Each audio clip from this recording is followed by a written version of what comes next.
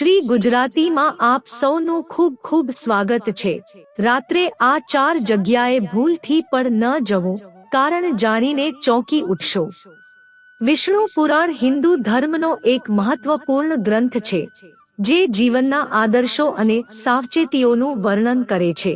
એવું કહેવાય છે કે રાત્રે અમુક સ્થળોની મુલાકાત લેવાથી શારીરિક, માનસિક અને આધ્યાત્મિક નુકસાન થઈ શકે છે।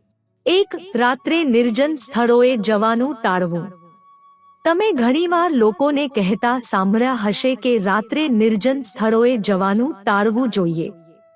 ખાસ કરીને મહિલાઓ, બાળકો, વૃદ્ધો અને પીડિત લોકોને આવું કરવાની સલાહ આપવામાં આવે છે।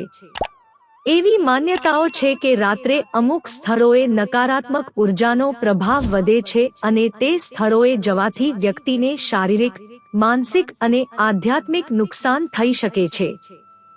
ચાલો તમને માન્યતાઓના આધારે આવી 4 જગ્યાઓ વિશે જણાવીએ જ્યાં રાત્રે જવાની મનાઈ છે। 2. સ્મશાનમાં જવાનું ટાળો। સ્મશાનભૂમિને દુષ્ટ અને નકારાત્મક ઉર્જાનું સ્થાન માનવામાં આવે છે। એવું માનવામાં આવે છે કે રાત્રે અહીં નકારાત્મક શક્તિઓનો પ્રભાવ વધે છે, જેના કારણે વ્યક્તિને માનસિક તણાવ, ભય અને આધ્યાત્મિક અશાંતિનો સામનો કરવો પડી શકે છે। તેથી આવી જગ્યાએ જવાનું ટાળવું જોઈએ। 3. ચોરસ અને આંતરછેદો। રાત્રે ચોક અને આંતરછેદોને ઉર્જાના અસ્થિર સ્થાનો કહેવામાં આવે છે।